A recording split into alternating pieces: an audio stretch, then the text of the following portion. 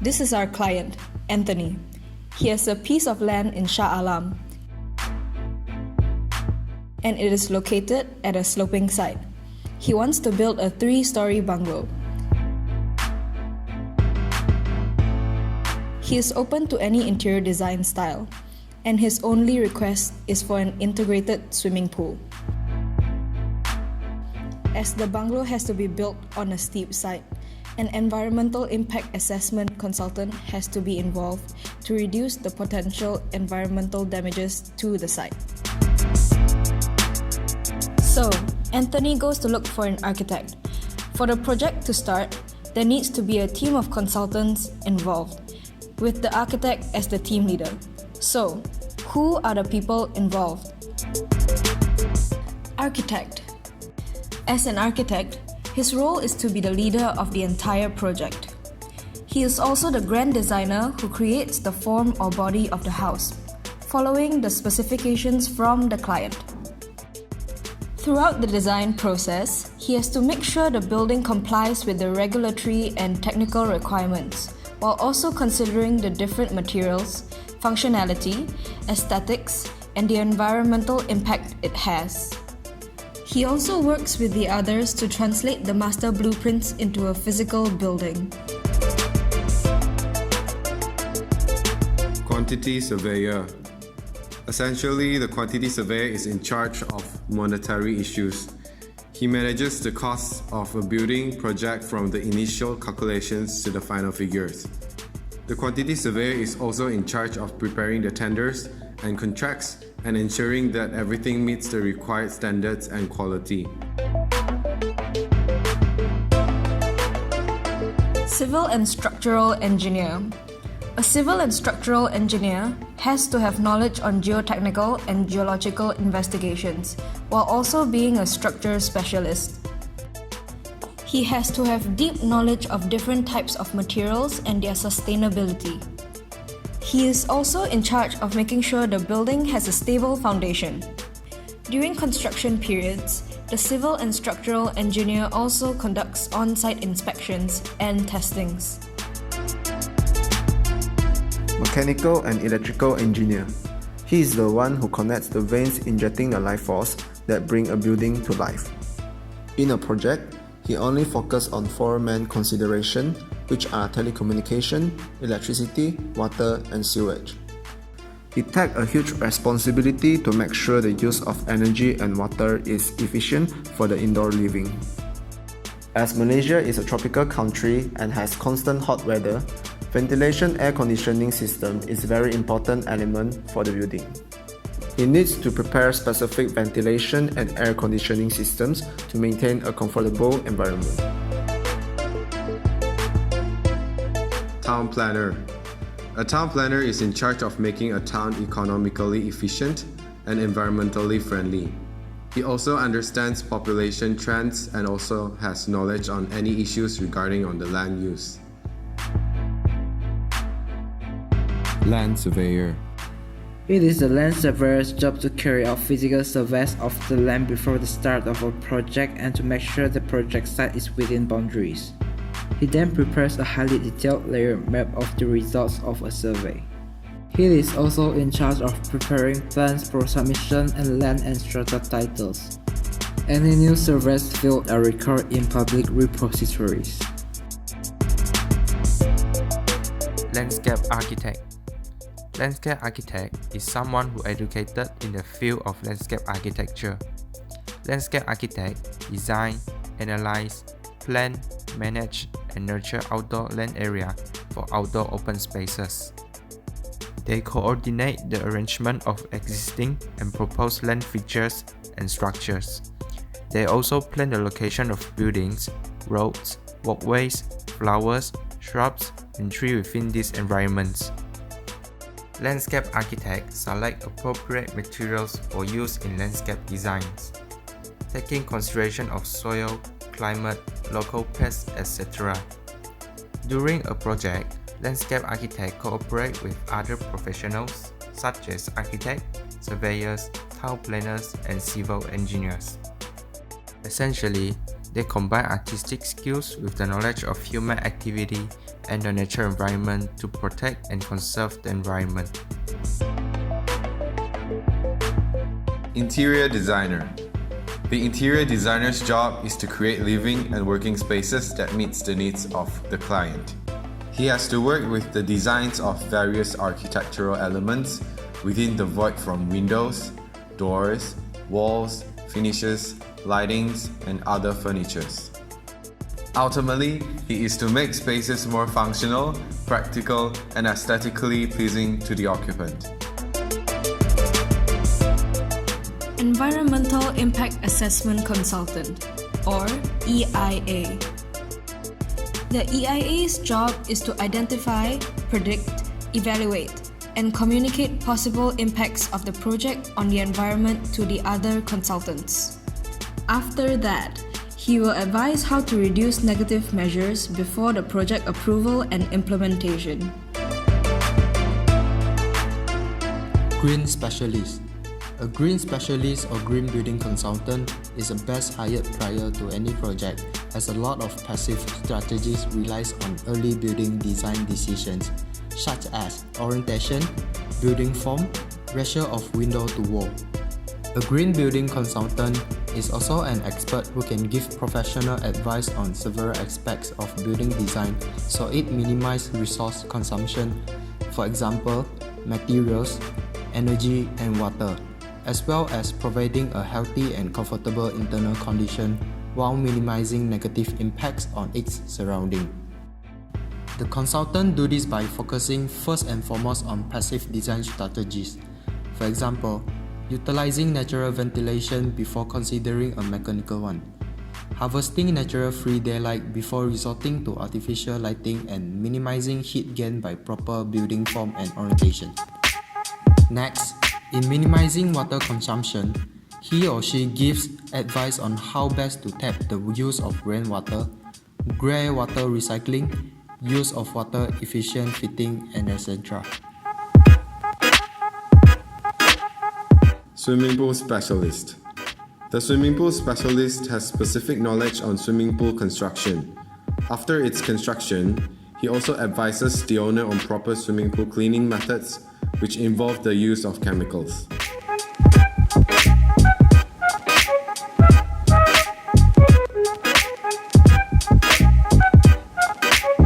To start the building of the bungalow, we need to go through the 5 phases.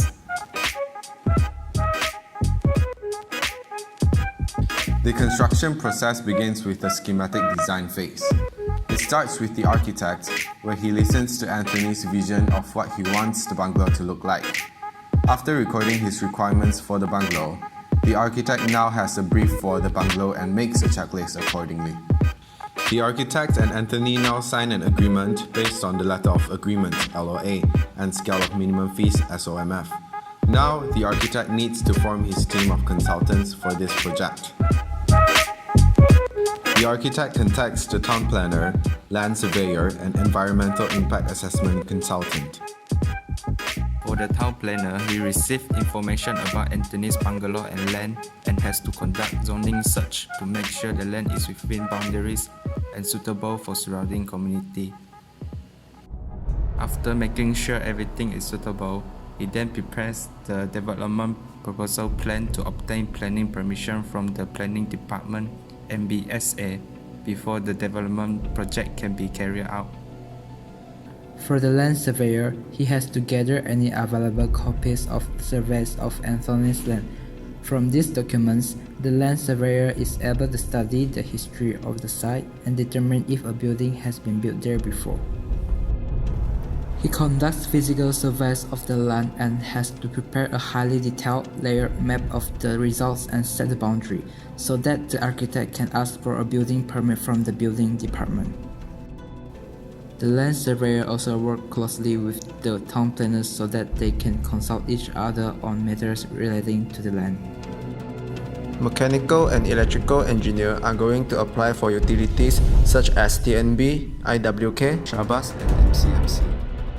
Next, the environmental impact assessment consultant is sought as requested by the client.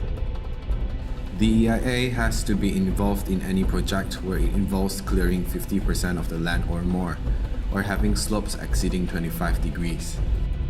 The EIA then identifies, predicts, and evaluates possible impacts of the project on the environment.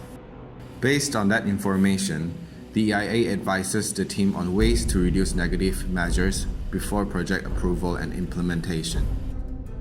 Next is the design and development phase. In this phase, the architect has to go to the MBSA planning department to ensure that the piece of land is suitable for building a bungalow. After approval, he conducts a site visit. Following the boundaries and slopey nature of the land, the architect starts a draft drawing and later on a draft model. The designs made by the architect includes the integration of a swimming pool and the 3-story condition. During this design process, the architect is required to seek consultation from the mechanical and electrical engineer, civil and structural engineer, swimming pool specialist, landscape architect, interior designer, and quantity surveyor for their individual specialties. For the mechanical and electrical engineer, he is in charge of producing drawing plans that focus on telecommunication, electricity, water, and sewage based on architect's drawing. These plans will be later on combined to become parts of the construction drawings.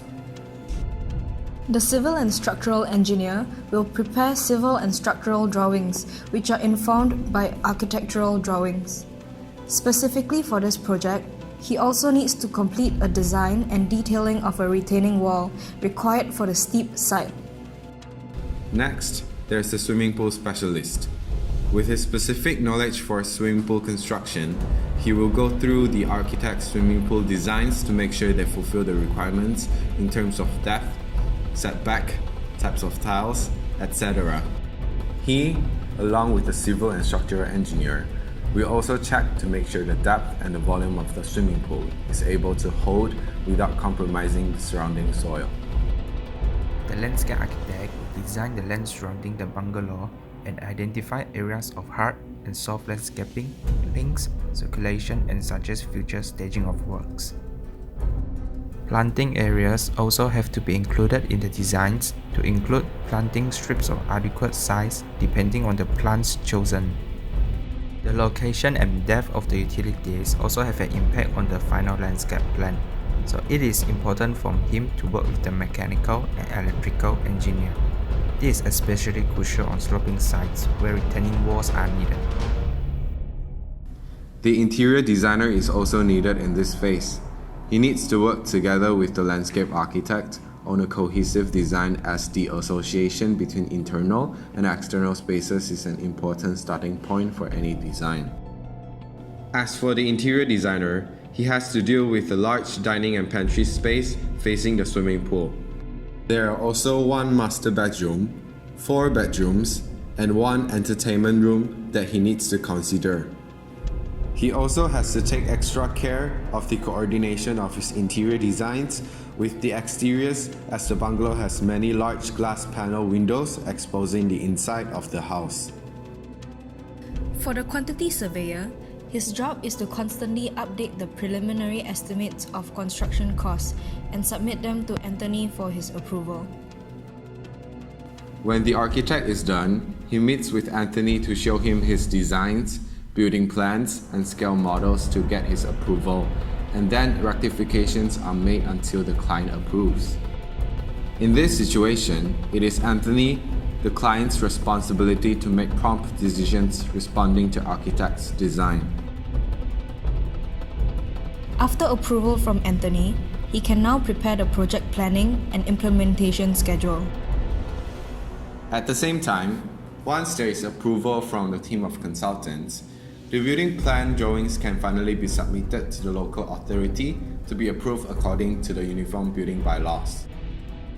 Approval needed by local authorities include JKR for road and drainage, TNB for electrical wiring, Telecom for telecommunication wiring, Shabas for water, Bomba for circulation, IWK for green water, and IKRAM for conditions relating to the sloping site.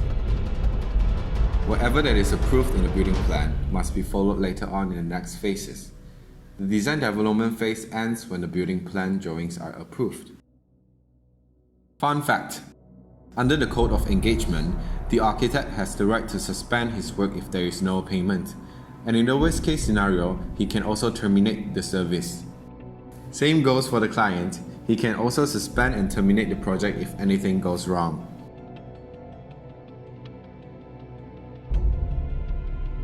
Once the building plans are approved, the architect starts to produce the tender drawings and construction drawings to make sure there are no misinterpretations. The other consultants produce additional supporting documents needed to obtain a tender for the project. As for the green specialist, his job in this phase is to apply for the Green Building Index (GBI) and to guide the project towards a certified GBI rating. He has to submit the list of materials and plans for conserving energy and financial incentives according to the architects and engineers' designs. Once these lists are submitted, the GBI facilitator is to approve and monitor the construction process to make sure everything is progressing accordingly. In order to get the Green Building Index rating, the points have to be 50 to 65 to get the certified rating, 66 to 75 points to get the silver rating, 76 to 85 points to get the gold rating, and lastly 86 and above to get platinum rating. The GBI facilitator will also assess and give the final score for the bungalow to be GBI certified. Mechanical and electrical engineer will also calculate their own bill of quantity and combine with the quantity surveyor's BQ to have a complete bill of quantity. With all the documents, the quantity surveyor can now produce the bill of quantities based on the design by other consultants. The quantity surveyor also advises Anthony, the client, on the procurement, tendering, and contractual procedures. When the bill of quantities is completed, the calling of tenders can be conducted. A contractor is responsible for the construction procedure of the project according to the contract document. Contractor has full control of all operation on site. Besides this, contractor also have to provide sufficient resources like labours, materials, equipment like tools and cranes for the construction of the project. Contractor can appoint subcontractor to perform a specific task. It is the job of the architect and quantity surveyor to evaluate the tender through tender reports and recommend the most suitable contractor to the client. Once a suitable tender is found, the contract will be awarded to the tender. The architect is then in charge of administering the building contract between the client and the contractor. It is very important for the architect to be impartial in any dispute between the client and the contractor.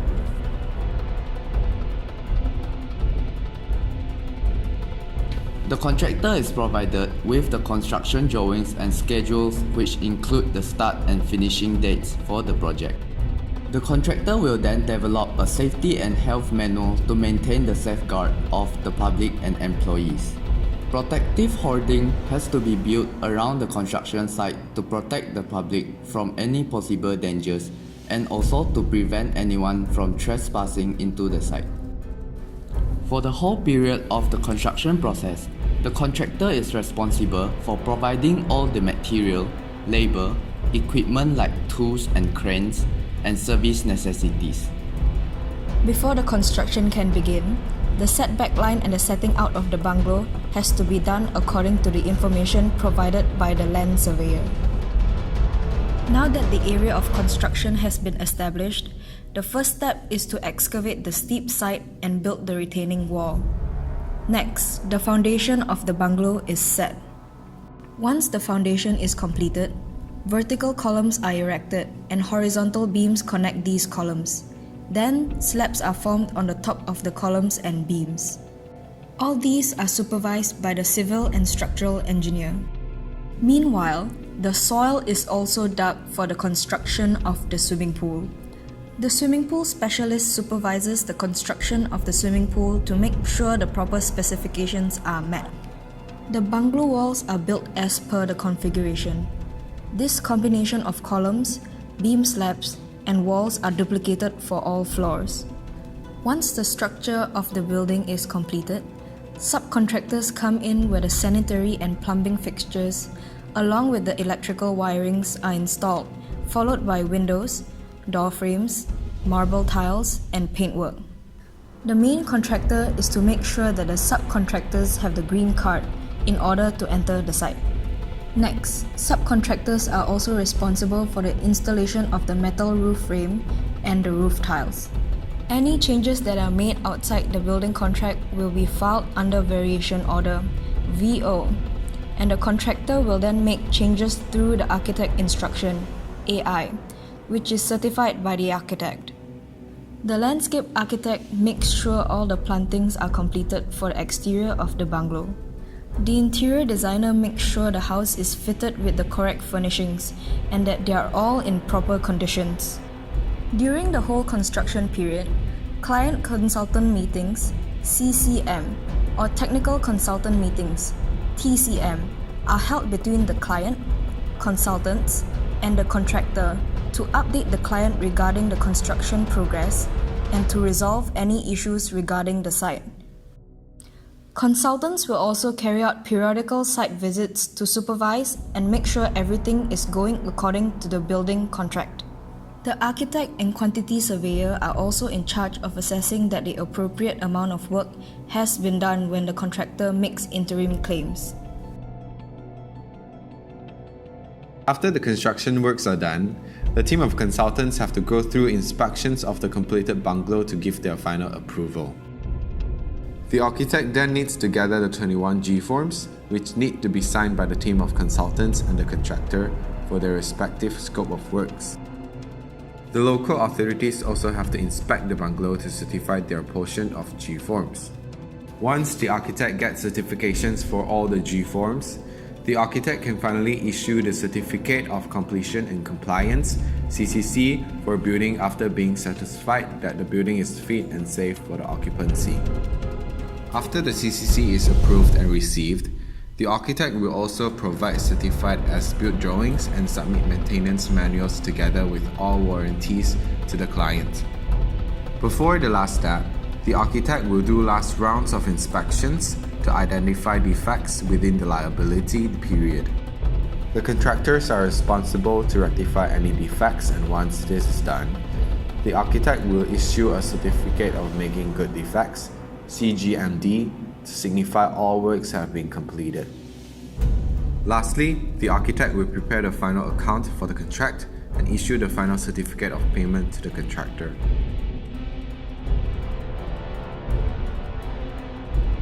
According to the Social Security Organization, SOCSO, in Malaysia, there has been an increasing amount of accidents and deaths in the construction sector throughout the years.